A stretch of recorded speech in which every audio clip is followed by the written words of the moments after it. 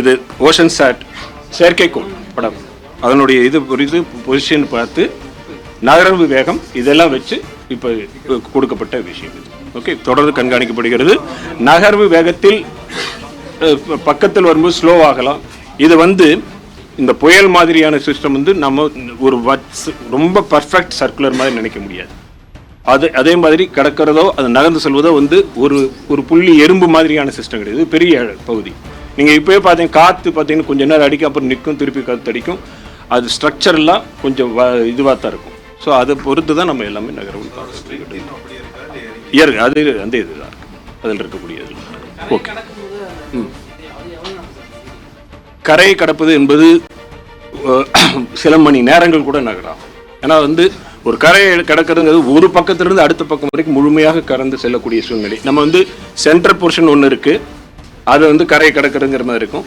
அது முழுமையாக கடந்து செல்வதுங்கிறது சில மணி நேரங்கள் நடக்கக்கூடிய ஒவ்வொரு புயலுக்குடைய அமைப்பை பொறுத்து இருக்கு. அது கடல் பகுதியில் நிலப்பகுதியில் எப்படி இருக்குங்கிறது பொறுத்து இருக்கு. இன்ட்ராக்ஷன் நடக்கும். நிலப்பகுதியில் வருகின்ற பொழுது ஒரு பக்கம் நிலத்தோட இன்ட்ராக்ட் நடக்கும்.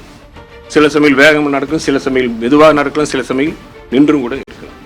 இப்பொழுது பார்த்து நம்ம வேகத்தை பார்க்க இந்த மேப்பை நீங்கள் பார்க்குறீங்களே, வேகத்தை பார்க்கும் பொழுது சில சமயங்களில் 12 கிலோமீட்டர், சில சமயங்களில் 7 கிலோமீட்டர் வேகம், சில சமயம் 13 கிலோமீட்டர் வேகம். டைனமிக் சிஸ்டம், கடல் மேலே நகர்ந்துக்கிட்டே இருக்கிறதுனால it will lot of factors will determine அதோட மூவ்மெண்ட்டில். விட்டு விட்டு தான் புயல் நெருங்கி வருகிறது, அப்படியே திறந்த மாதிரி. அது இந்த புயலில் எப்படி மேகக்கூட்டங்கள் இருக்கிறது, அதை சுற்றி இருக்கிறது, அதை பொறுத்து தான் இருக்கும். ரொம்ப ஃபுல் டென்ஸ் கிளவுடாக ரவுண்டு மாசாக இருந்ததுன்னா தொடர்ந்து மழை பெய்யும். அது டிஸ்ட்ரிபியூட்டட் மாசாக இருந்ததுன்னா விட்டு விட்டு தான் மழை வரும். ஒரு எது பருவமழை இப்பொழுதுமே அக்டோபர் 1 முதல் டிசம்பர் 31 வரை நம்ம பருவமழைன்னு சொல்றோம். அது எது புயலுக்கு தனியாக நம்ம எடுக்கல. ஏன்னா பல பகுதியில் நம்ம நம்ம இப்போ 24 மணி நேரத்தில் பதிவான மழையோட இதுதான் நம்ம இங்கே கொடுத்துருக்குறோம். இந்த பார்த்துருக்கீங்க, அந்த மேப்பில் பார்க்குறீங்க இல்லையா, பெரும்பாலும் வட தமிழக வட எக்ஸ்ட்ரீம் இது சென்னை என்ற ஒட்டியுள்ள பகுதியில் தான் மழை பெஞ்சிருக்கு. அதிகபட்சமாக நம்ம சொன்ன மாதிரி எண்ணூரில் 135 மில்லிமீட்டர் 135 மில்லிமீட்டர். இந்த மழைக்காக இந்த இதுக்காக வேண்டி நீங்கள் எடுத்து பார்க்குறது நம்ம சொல்லலாம்.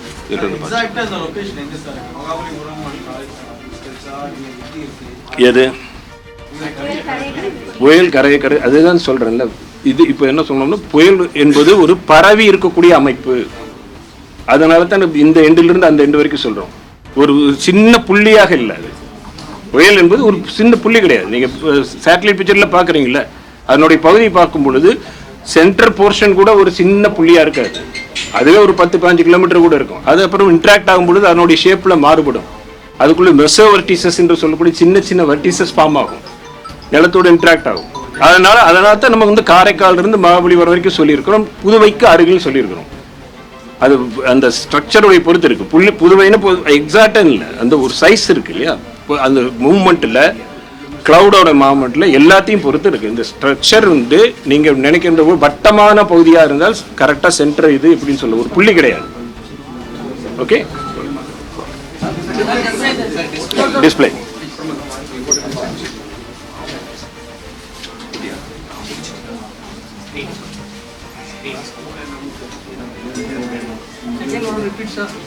பாதை. ஓகே,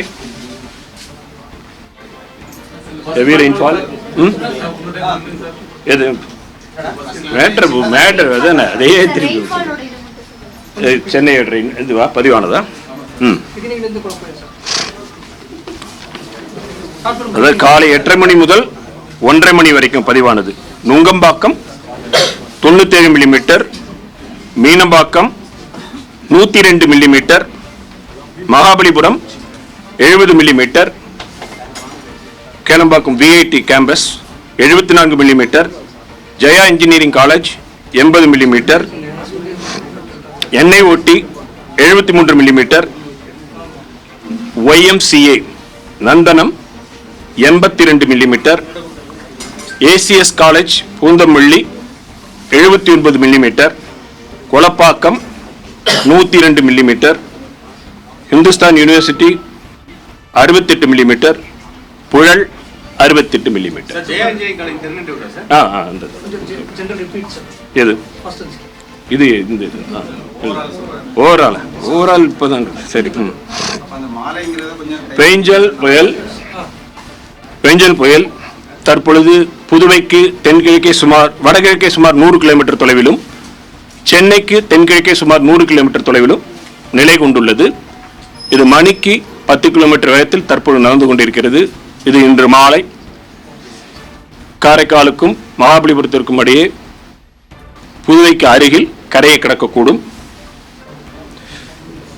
கனமழை பொறுத்தவரையில் அடுத்து வரும் 24 மணி நேரத்தில் திருவள்ளூர், சென்னை, காஞ்சிபுரம், செங்கல்பட்டு, விழுப்புரம், கடலூர், கள்ளக்குறிச்சி ஆகிய மாவட்டங்களில் ஓரிரு இடங்களில் அதிகன மழையும், வேலூர், ராணிப்பேட்டை, திருவண்ணாமலை, பெரம்பலூர், திருவாரூர், தஞ்சாவூர் ஆகிய மாவட்டங்களில் ஓரிரு இடங்களில் கன முதல் மிக கனமழையும் பெய்யக்கூடும்.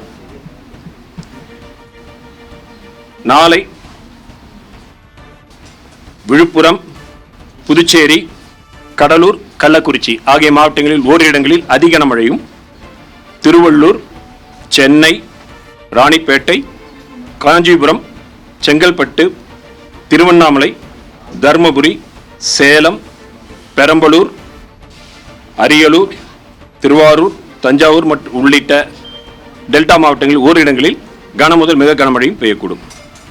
2ஆம் தேதி மேற்கு தொடர்ச்சி மலையொட்டியுள்ள நீலகிரி, கோயம்புத்தூர், ஈரோடு, திருப்பூர், திண்டுக்கல் ஆகிய மாவட்டங்களில் ஓரிரு இடங்களில் கன முதல் மிக கனமழையும், கிருஷ்ணகிரி, திருப்பத்தூர், தர்மபுரி, சேலம், நாமக்கல், கரூர், திருச்சி, தேனி, மதுரை ஆகிய மாவட்டங்கள் ஓரிரு இடங்களில் கனமழைக்கும் வாய்ப்புள்ளது. பலத்த காற்றுக்கான எச்சரிக்கையை பொறுத்தவரையில் புயல் கரையை கடக்கின்ற பொழுது இன்று திருவள்ளூர் தொடங்கி மயிலாடுதுறை வரையிலான வடகடலோர மாவட்டங்களில் பலத்த காற்றான மணிக்கு 70 முதல் 80 கிலோமீட்டர் வேகத்திலும் அவ்வப்பொழுது 90 கிலோமீட்டர் வேகத்திலும் வீசக்கூடும்.